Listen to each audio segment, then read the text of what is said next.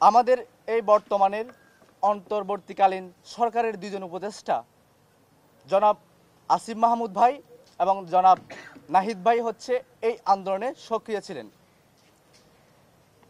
গত কিছুদিন আগে 7 কলেজ বিষয় নিয়ে একটা মিটিং হয়। সেই মিটিংয়ে আমাদের উপদেষ্টা মহোদয়ের একজন আসিফ মাহমুদ ভাই ছিলেন। ওই মিটিং শেষে প্রেস সচিব ঢাকা বিশ্ববিদ্যালয়ের অভ্যন্তরে 7 কলেজের জন্য ভবন নির্মাণের কথা বলেন। তার কয়েকদিন আগেই আমরা দেখতে পাই আমাদের আসিফ নজরুল স্যারও সেই কথাটা পুনরাবৃত্তি করেন। ঢাকা বিশ্ববিদ্যালয়ের 43,000 শিক্ষার্থী, এই 43,000 শিক্ষার্থীদের ন্যায্য অধিকার এবং প্রয়োজনীয় সুযোগ সুবিধা দিতে বিশ্ববিদ্যালয় প্রশাসন ব্যর্থ প্রমাণিত। আমরা জানি আমাদের শিক্ষার্থী বোনদের যথেষ্ট পরিমাণ সিট নাই, যার ফলে তারা বাইরে অবস্থান করতেছে, মেসে থাকেন। তা সত্ত্বেও বিশ্ববিদ্যালয় প্রশাসন 7 কলেজের প্রায় 2,67,000 শিক্ষার্থীদের দায়িত্বভার গ্রহণ করেছেন, যার ফলে প্রতিনিয়ত আমরা নানা রকম সমস্যার সম্মুখীন হচ্ছি।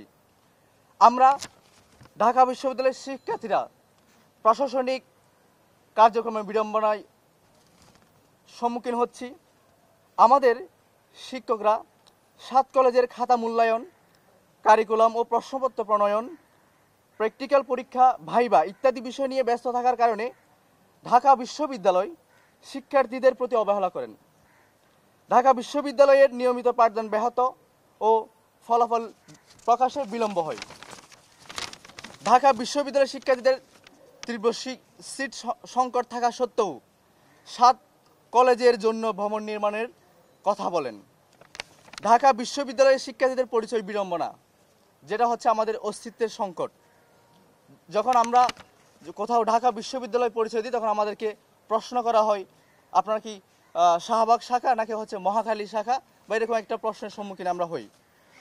আন্তর্জাতিক র্যাঙ্কিংয়ে গণনার ক্ষেত্রে অধিভুক্ত 7 কলেজকেও বিবেচনা করা হয়, যার ফলে ঢাকা বিশ্ববিদ্যালয় র্যাঙ্কিংয়ে অবস্থানে হচ্ছে নিম্নগামী হচ্ছে। তাই আমরা অন্তর্বর্তীকালীন সরকার সহ বিশ্ববিদ্যালয় প্রশাসনের প্রতি আহ্বান জানাবো, আপনারা অবিলম্বে 7 কলেজকে অধিভুক্ত বাতিলের বিষয়ে সিদ্ধান্ত নেবেন, এবং যদি আপনারা অবিলম্বে এই সিদ্ধান্ত না নেন তাহলে হচ্ছে আমাদের ঢাকা বিশ্ববিদ্যালয়ে যে ডিপার্টমেন্ট এখন পরীক্ষা চলমান রয়েছে, সেই পরীক্ষা যদি শেষ হয় তাহলে হচ্ছে আমরা পরীক্ষা শেষে অবশ্যই কঠোর কর্মসূচি দিতে বাধ্য থাকব। এখন আমাদের যে বিশ্ববিদ্যালয় প্রশাসন আছে তাদের প্রতি আমাদের আহ্বান হবে, 2024 এবং 25 যেই শিক্ষা কার্যক্রম শুরু হবে, সেই শিক্ষা কার্যক্রম থেকে 7 কলেজের যে ভর্তি কার্যক্রম তা তারা করবেন না। এটা হচ্ছে তাদের প্রতি আমাদের আহ্বান।